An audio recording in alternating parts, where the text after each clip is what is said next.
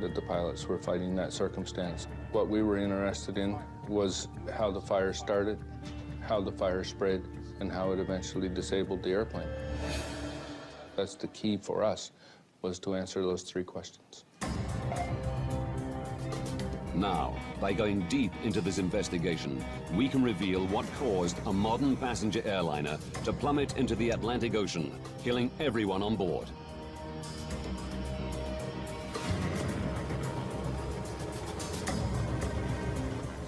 Before investigators can establish what caused the fire on Swissair 111, they must recover the wreckage. Over 20 agencies from Canada, the US, and Europe are drafted in to help. Personal effects and wreckage wash ashore along 200 kilometers of rugged coastline. You will find human remains. Can't tell you how to deal with it, just deal with it and get on with the job. Only one body is found intact.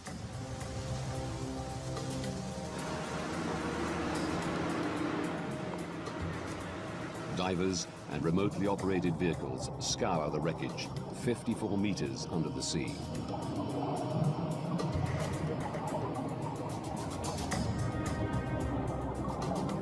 It was very critical for us to try and recover the black boxes because that's where you get a lot of the basic information about what was happening in the cockpit. So we were very anxious to get our hands on those.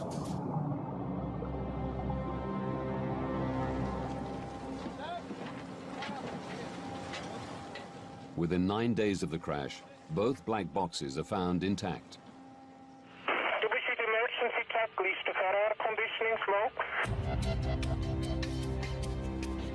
The team learn that the pilots first smelled and then saw smoke. Stefan, der Rauch ist weg. But after the smoke cleared, it returned, bringing fire with it. Swissair 111, check you're cleared to start the fuel dump. Hello? But investigators learn little more.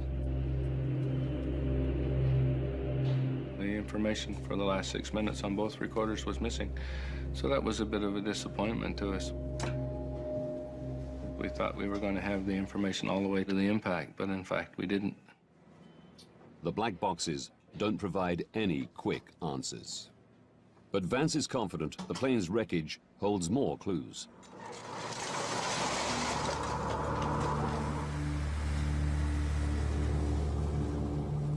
It takes months to retrieve the wreckage and personal effects.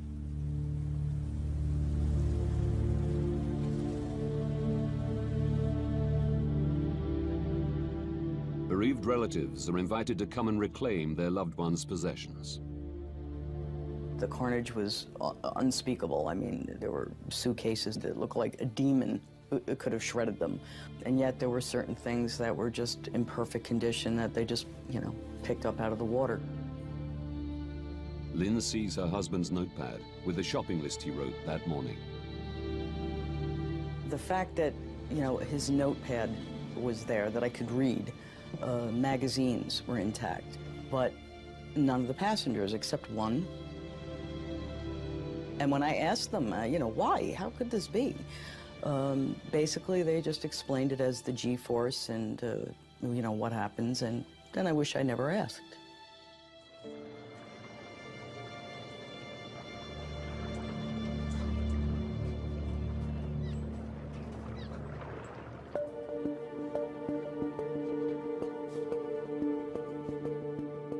Eventually, 98% of the plane is recovered. But it's in over 2 million pieces. The difficult task of finding clues is made easier as the plane crashed not on land, but in water. It presented us with a very unique opportunity because not very many times are you going to have an event where you have a full-fledged fire in progress, extinguished all at the same time, all instantly, so it preserves that fire in that moment of time. Investigators' priority is to establish where the fire began and what initiated it. Don Enns is the Transportation Safety Board's senior technical investigator. He heads the investigation's fire group. The first bits that came up that were identified as fire damage were from the either the cockpit or the first-class galley or the first-class compartment. So we're looking at that area. Seeing that all the fire-damaged wreckage is from the front of the plane, the team decides the best way to understand what happened is to reconstruct it. Like a 5,000-piece puzzle, the wreckage is painstakingly attached to a full-size wire jig. As you put more of the stuff together, the picture became more and more clear. I can remember looking at the roof of Galley 1 in particular and seeing all the heat damage from the outside in, which is actually putting the heat source above the galley. The reconstruction shows that the fire was raging not in the galley, but out of sight, above it. In the attic space, which runs the full length of the plane. It houses electronic equipment, wiring, air conditioning components, and insulation. There were no smoke detectors in the attic, and no requirement to have them. Passengers would have absolutely no idea what was going on until the fire actually came through the ceiling, and even that would only have happened in the first-class galley, maybe in the first-class section. At the back of the airplane, business class and economy class, they would have absolutely no idea that anything was amiss. A bulkhead wall divides the attic into two compartments, with a small tunnel for wiring to pass through. By understanding who could smell the smoke when, from the black box recordings,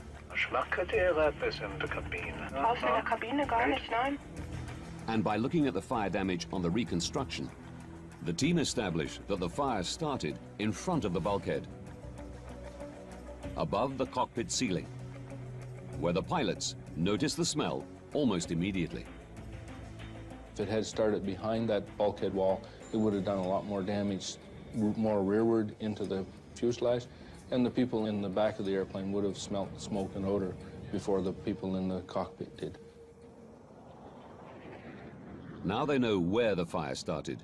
They need to work out how it started.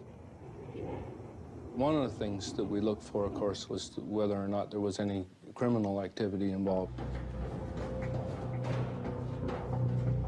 Close inspection of some of the wreckage suggests there was.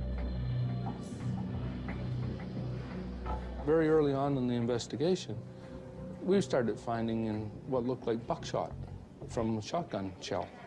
The little ball bearing things, they were everywhere. In the seats and the seat backs and so on. We're thinking, well, somebody's in the airplane shooting it up, you know, like what's going on here?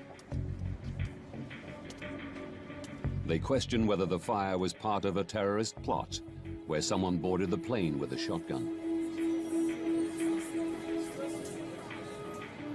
Until they learn what was in the plane's cargo hold. It turns out that they were the little tips for ballpoint pens.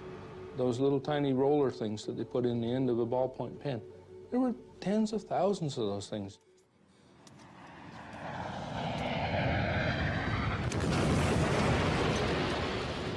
The plane hit the sea. Jesus Christ.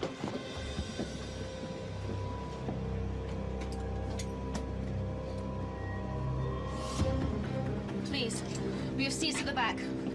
Go straight down. My colleagues will help you.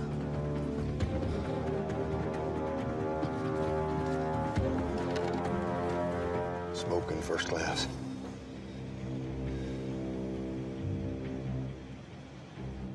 For 6 minutes, Bill Pickerel watches the plane's erratic course. It was a very, very helpless feeling to just sit there and not be able to do anything about it.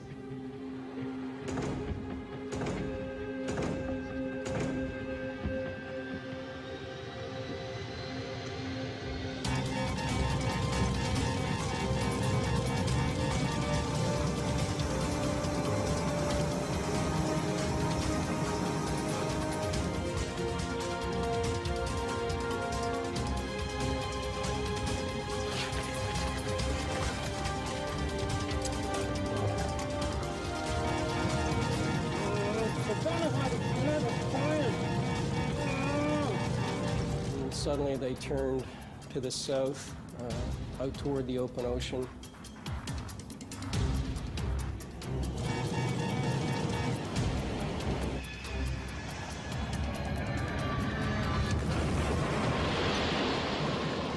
And the aircraft disappeared. Oh my God, I think we've lost her. I think we've lost it. Swissair 111, come in. Swissair 111. Oh my God.